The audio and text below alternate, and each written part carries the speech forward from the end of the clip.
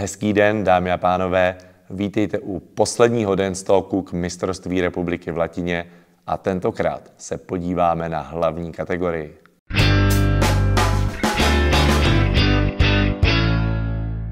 Přestože z loňského roku vypadla značná část startovního pole, a to zejména z předních příček, boj o semifinále byl velmi těsný. Dostat se do něj byl opravdu těžký souboj. Téměř všechny páry měly reálnou šanci obsadit 3 volná místa ve finále, což vedlo k fantastické podívané. A když k tomu připočteme fenomenální živou hudbu, která byla skutečně rovnocenným lákadlem tanečním výkonům, vznikla atmosféra, jakou si mistrovství zaslouží. Kromě 3 loňských finalistů jsem měl 7 dalších kandidátů, kteří si finále mohli bez problému nárokovat. Každý z nich měl své silné i slabé stránky.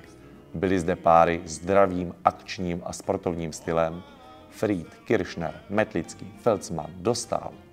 Na druhé straně pak tanečníci, kteří sázeli na prezentaci, atmosféru a stylizaci pohybu, jako například Havel a Babinec. Osobně vidím tyto přístupy jako 2 odlišné cesty, které by ale měly jít ruku v ruce. Nejlepší tanečník je totiž ten, který je komplexní.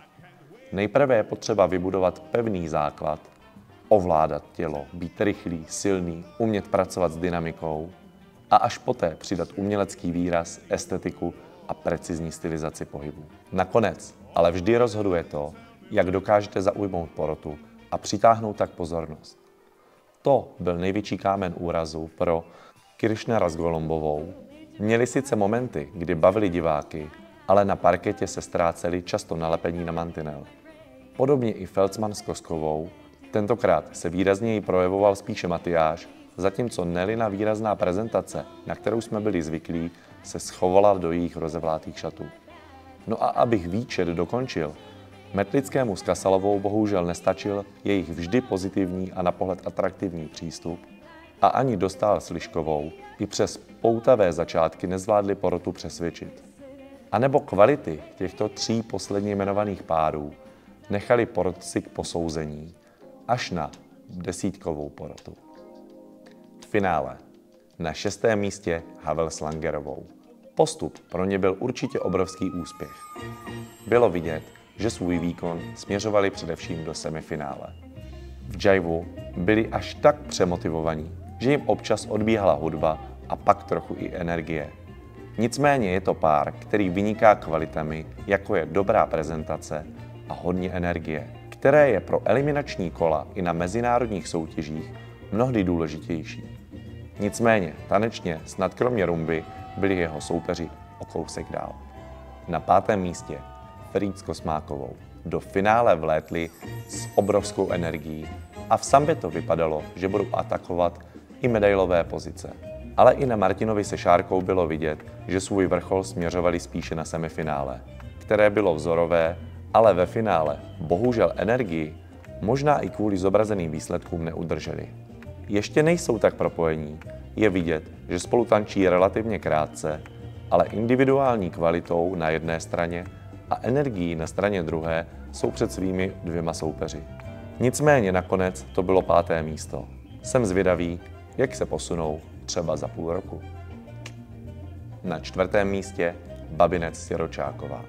Když se na jejich výkon podívám s odstupem, musím uznat, že mají styl a takový ten Latin look. Také pravděpodobně svůj výkon směřovali na semifinále, takže už svůj tanec nevystupňovali výše, ale je na nich vidět, že se tancem baví a dokáží přenést svou radost i na ostatní. I když občas na koncích tanců to nebylo vždy jednoduché udržet. Na 3. místě Richtár s Kašubovou. Zasloužené 3. místo. Díky velmi dobré práci v těle dobře pracují s objemem, to jak individuálně, tak i v páru. Vicky Kubu dobře technicky doběhla a jsou vyrovnaným párem s dobrými rozsahy a precizními chodidly. První pár, který dokázal úspěšně stupňovat výkon až do finále a tím v mých očích odskočil od ostatních. Na 2. místě Gál s Karáskovou. V semifinále mi přišlo, že se Tom malinko šetřil, což působilo nesoulad se Sapčou, která snad ani jediný krok v životě nešla napůl. To ale nebyl případ v finále. Tato naše zažitá česká dvojka příjemně oživovala parket a vytvářela pro lidi zážitek z krásně technicky zpracovaného tance od Sapči a maskulinní prezentace od Toma, kde již bylo vidět spojení těchto dvou směrů. Jen jsem na můj vkus postrádal nějaký challenge na první místo, i když to vzhledem k výkonnosti Lipovského s Kučerovou bylo téměř nemožné, to ale neznamená to nezkoušet. A mistři pro tento rok, Lipovský s Kučerovou, naši žhaví kandidáti na finále na brněnském mistrovství světa, mají samozřejmě svůj vrchol ještě před sebou. Ukázali, jak má vypadat světový výkon a tanec. Osobně nejsem fanda barevných botů u partnera, protože přitahují pozornost na chodidla, ale jestli je někdo u nás může nosit, tak je to Jakub.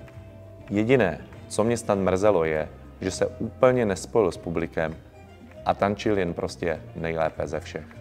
Věřím, že je všichni přijedeme do Brna 18. října podpořit a neváhejte s koupí lístků, už jsou v prodeji.